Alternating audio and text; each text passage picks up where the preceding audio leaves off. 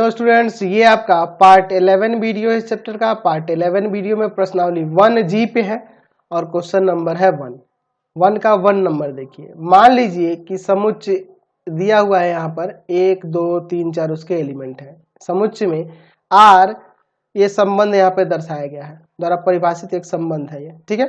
तो निम्नलिखित में से सही उत्तर चुनिए, इसमें से सही उत्तर चुनना है। तो हमें चेक करना होगा स्वतुल्य, सममित और संक्रामक के लिए। तो चलिए पहले स्वतुल्य के लिए देखते हैं। तो इसमें 1 1 है, 2 2 है, 3 3 है और 4 4 भी है, ठीक है। चारों के पेयर में इसमें है तो स्वतुल्य तो हो जाएगा। चलिए सममित की बात कर लेते हैं। तो यहाँ 1 2 है, क्या इसमें 2 1 दिख रहा है? 2 1 नहीं है तो ये सममित नहीं है। चलिए संक्रामक के लिए देख लेते हैं। 1 2 है, 2 2 है, तो ये 1 और 2 होना चाहिए, तो यहीं पे है 1 2।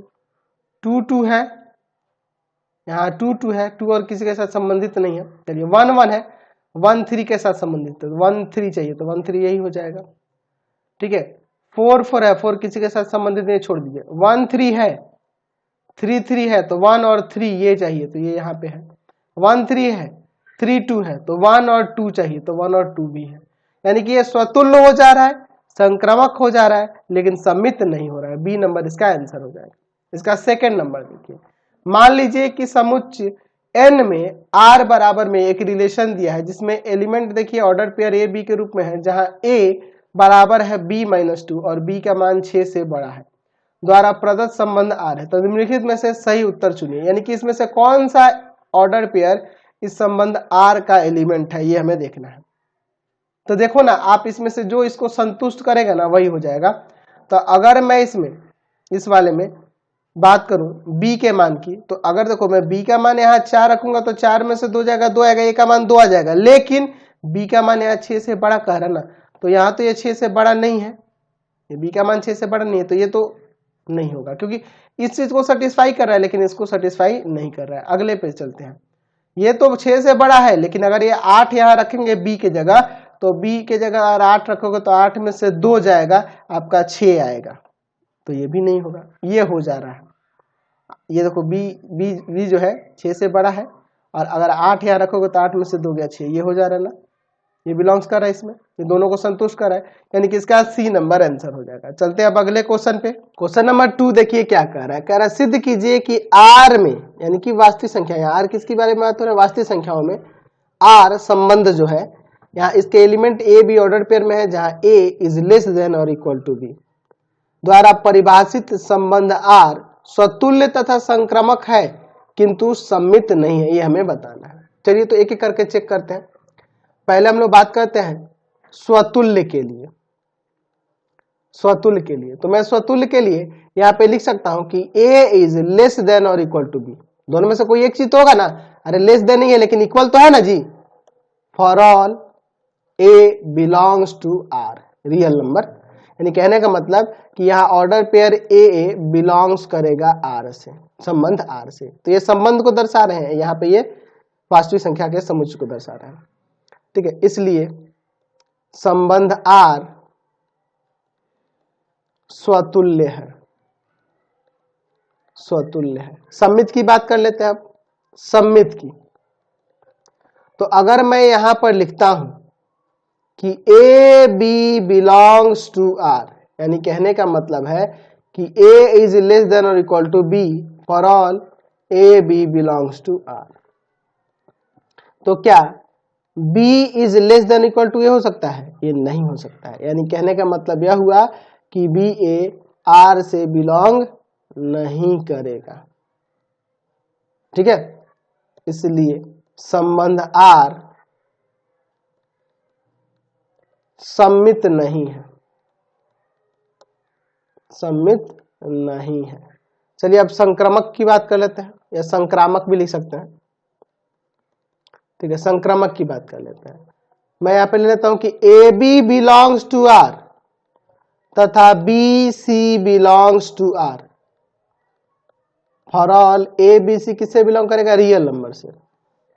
तो ए बी आर से बिलोंग करता है, बी सी भी आर से बिलोंग करता है। इसका मतलब कि ए इज लेस देन और इक्वल टू बी तथा बी इज लेस देन और इक्वल टू बी। तो अगर ए बी से छोटा हो और बी सी से छोटा हो तो ए सी से छोटा हो जाएगा, या ए बी के बराबर हो, बी सी के बराबर हो, तो ए सी के बराबर भी हो जाएगा। तो इसलिए लिख सकते हैं, यहाँ पे लिख सकते हैं कि ए सी बिलोंग करेगा आर से, इसलिए संबंध आर संक्रामक है या संक्रमक है। तो अतः संबंध आर स्वतुल्य तथा संक्रामक है,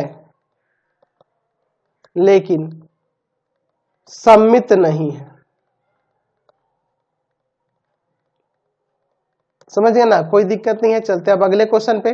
क्वेश्चन नंबर 3 देखिए, कह रहा है दिखाओ कि धन पूर्णांकों में संबंध से बड़ा है, संक्रमक है किंतु न तो स्वतुल्य और न ही सम्मित है। ये हमें दिखाना है। चलिए, तो मैं इस रिलेशन को आर को ऐसे डिफाइन कर देता हूं। यहां पर मान लेता हूं इसके element A comma be ordered pair के फॉर्म में है, जहां ए और बी के बीच का संबंध क्या है, ए बी से बड़ा है, ठीक है, तथा ए बी आपके क्या है, धन पूर्णांक है, ठीक है। चलिए, तो पहले स्वतुल्य की बात करते हैं। स्वतुल्य नहीं है ये दर्शाना है। तो स्वतुल्य के लिए अगर मैं कहूं कि ए से बड़ा है, तो ऐसा कभी होगा, ए से बड़ा नहीं हो सकता है। कभी होगा, नहीं होगा। कोई इस चीज खुद से कैसे बड़ा हो सकता है, यानी कि ए नॉट बिलोंग्स टू आर, इसलिए संबंध आर या संबंध से बड़ा स्वतुल्य नहीं है, स्वतुल्य नहीं है। सम्मित की बात कर लेते हैं। अगर मैं कहता हूं कि A B belongs to R, इसका मतलब हुआ कि ए बी से बड़ा है, ठीक है। यहां पे for all A B belongs to positive integer, तो क्या बी ए से बड़ा हो सकता है, बी ए से बड़ा हो सकता है। अगर ए बी से बड़ा है तो बी ए से तो बड़ा नहीं होगा ना, नहीं होगा। यानी कि बी कॉमा ए नहीं बिलोंग करेगा आर में, इसलिए संबंध से बड़ा जो कह रहा है सम्मित नहीं है, सम्मित नहीं है। चलिए, अब संक्रामक के लिए चेक करना है, या संक्रमक भी लिख सकता है, संक्रमक या संक्रामक, इसके लिए देखते हैं। A B belongs to R तथा B C belongs to R, for all A B C belongs to positive integer. इसका मीनिंग क्या हुआ कि ए इज ग्रेटर देन बी, और इसका मीनिंग क्या हुआ, B is greater than C. इसका मतलब कि ए इज ग्रेटर देन सी हो जाएगा, और जब ए सी से बड़ा है यानी कि ए सी बी आर में बिलोंग करेगा, है ना। इसलिए संबंध से बड़ा संक्रमक है या संक्रामक है, यानी कि ये संक्रामक हो रहा है, सम्मित और स्वतुल्य नहीं हो रहा है। तो इसको लिख देना लास्ट में। क्वेश्चन नंबर 4 देखिए, सिद्ध कीजिए कि वास्तविक संख्या में ये संबंध आर जो दर्शाया गया है, ए कॉमा बी ऑर्डर पेयर में एलिमेंट है जिसमें ए क्या है, ए इज लेस देन और इक्वल टू बी क्यू, तथा ए बी वास्तविक संख्या है, रियल नंबर है। ये स्वतुल्य, सम्मित और संक्रामक नहीं है, ये हमें दिखाना है। चलिए, स्वतुल्य के लिए बात कर लेते हैं।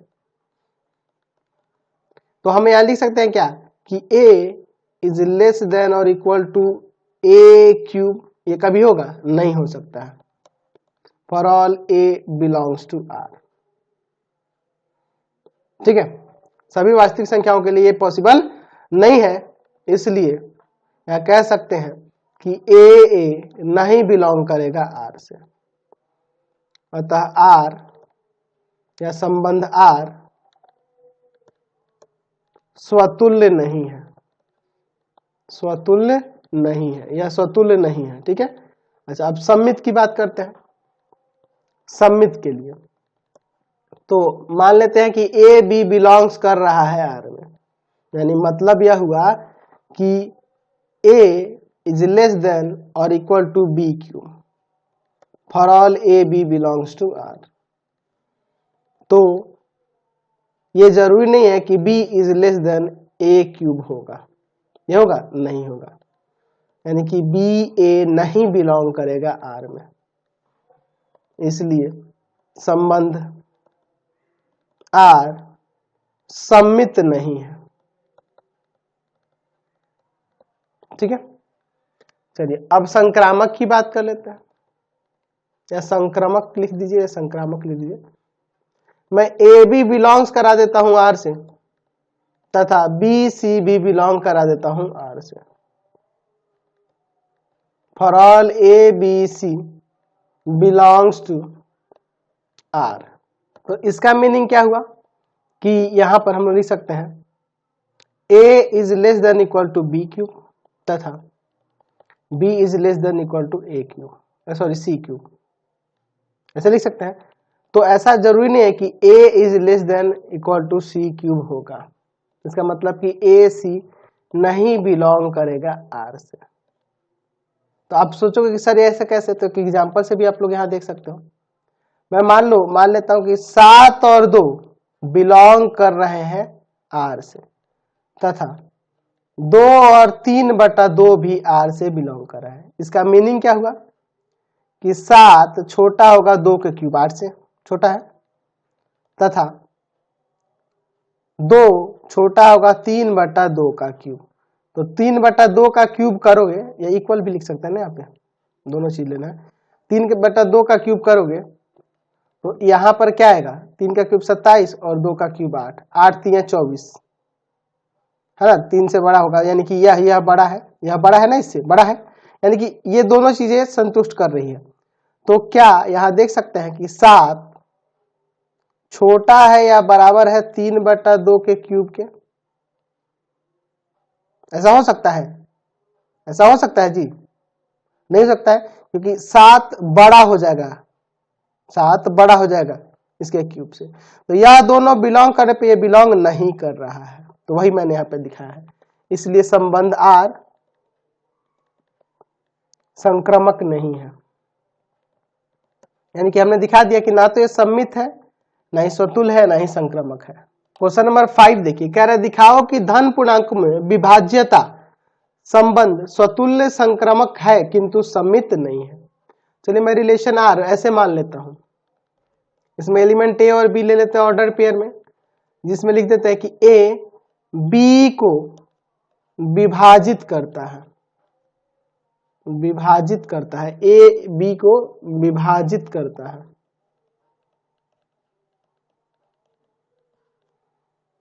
तथा ए बी क्या है जी, धन पूर्णांक है ना। चलिए तो मैं बात करता हूं पहले स्वतुल्य के लिए। क्या हम ऐसे लिख सकते हैं कि ए को विभाजित करता है? बिल्कुल ये हो सकता है, ए को विभाजित करता है, ये बिल्कुल सही है, चाहे ए भी कोई भी पूर्णांक हो धनात्मक। यानी कहने का मतलब यह हुआ कि ए आर से बिलोंग करेगा, इसलिए संबंध विभाज्यता स्वतुल्य है। ठीक है, चलिए सम्मित की बात करें। अगर मैं मान लेता हूं कि ए बी बिलोंग्स करता है आर से, इसका तात्पर्य हुआ कि ए बी को विभाजित करता है, ए बी को विभाजित करता है। ठीक है, for all A B belongs to positive integer. तो जब ए बी को विभाजित करता है तो ऐसा नहीं कि बी ए को विभाजित करेगा, नहीं करेगा,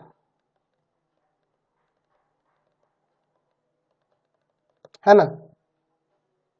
एक 2 को विभाजित करता है तो 2 1 को विभाजित नहीं ना कर पाएगा, नहीं ना कर पाएगा। इसका मतलब यहाँ पे लिख सकते हैं कि बी ए नहीं बिलोंग करेगा आर में, इसलिए संबंध जो आपका है विभाज्यता विभाज्यता सममित नहीं है, सममित नहीं। अब संक्रामक की बात करते हैं। चलिए, तो संक्रामक के लिए यहां पे लिख लेते हैं A B belongs to R तथा B C belongs to R, यानी ए बी सी किससे बिलोंग करेगा? यहाँ पे पॉजिटिव इंटीजर से। इसका मीनिंग क्या है कि ए बी को विभाजित करता है, ए बी को विभाजित करता है तथा B C belongs to R का मतलब है कि बी सी को विभाजित करता है, विभाजित करता है। तो इसका मतलब यह हुआ कि ए सी को विभाजित करेगा, ए सी को विभाजित करेगा, बिल्कुल करेगा ना। एग्जाम्पल से भी आप सोच सकते हो, यानी कि ए सी आर से बिलोंग करेगा, इसलिए संबंध विभाज्यता संक्रमक है, ये संक्रमक संबंध है। समझ गए?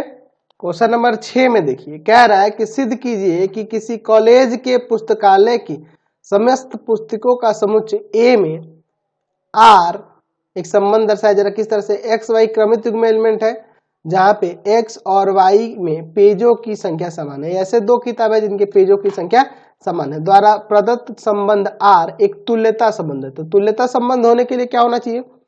जो संबंध होगा वह स्वतुल्य, सममित और संक्रामक तीनों होना चाहिए। संबंध आर दिया है समुच्चय पर, उसके एलिमेंट एक्स वाई क्रमिक युग्म में है। एक्स और वाई क्या है? एक्स और वाई में पेजों की संख्या समान है, एक्स और वाई में पेजों की संख्या समान है। ठीक है, तो चलिए पहले स्वतुल्य के लिए देखते हैं। मैं यहां पे लिखता हूं कि x और x में पेजों की संख्या समान है, यानी कि दो एक ही प्रकार के पुस्तकों में पेजों की संख्या समान होगी ना। लिख सकते हैं कि फॉर ऑल x पुस्तकालय, किसी कॉलेज के पुस्तकालय की पुस्तक है, किसी कॉलेज के पुस्तकालय की पुस्तक है। तो x x यानी दो एक ही प्रकार की पुस्तक है, तो पेजों की संख्या समान होगी, बिल्कुल होगी, यानी कि x x बिलोंग करेगा r से, इसलिए संबंध r जो है ना स्वतुल्य है। चलिए अब बात करते हैं सममित के लिए। तो सममित के लिए मैं यहां लिख सकता हूं कि x y belongs to R, मतलब कि x और y में पेजों की संख्या, पेजों की संख्या समान है। लिख सकते हैं फॉर ऑल एक्स वाई किसी कॉलेज के पुस्तकालय की पुस्तक है। ठीक है, चलिए, तो जब x y belongs to R हो रहा है, इसका मतलब कि एक्स और वाई में पेजों की संख्या समान है, तो हम ऐसे भी तो लिख सकते हैं कि वाई और एक्स में पेजों की संख्या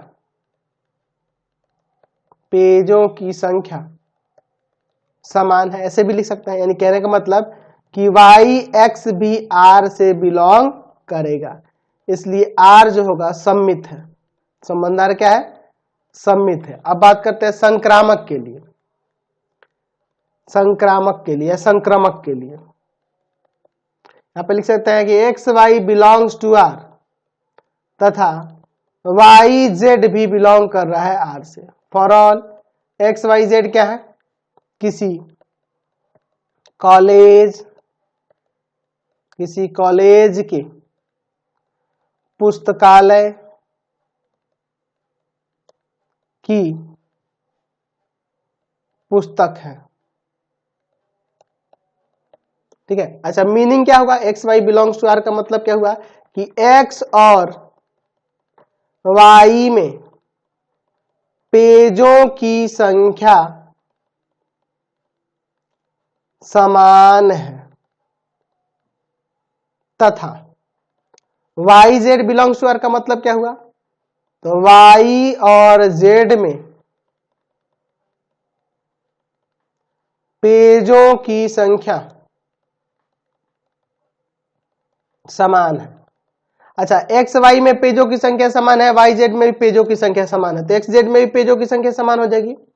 एक्स और जेड ये जो दो पुस्तक है में पेजों की संख्या समान है या पेजों की संख्या समान होगी, इसलिए आर सम्मित संक्रामक है या संक्रामक है। जब स्वतुल्य सम्मित संक्रामक तीनों हो गया, अतः संबंध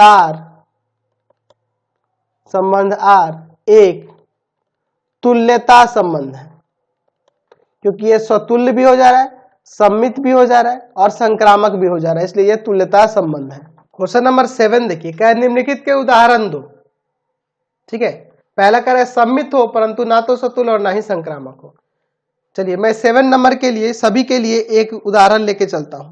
मैं दो समझ लेता हूं, ए समझ लेता हूं या एक ही समझ लेके चलता हूं ना, 1 2 3, जिसका एलिमेंट क्या है 1 2 3 है। समुच्चय ए पर मैं एक संबंध आर लिखता हूं जो केवल सम्मित होगा।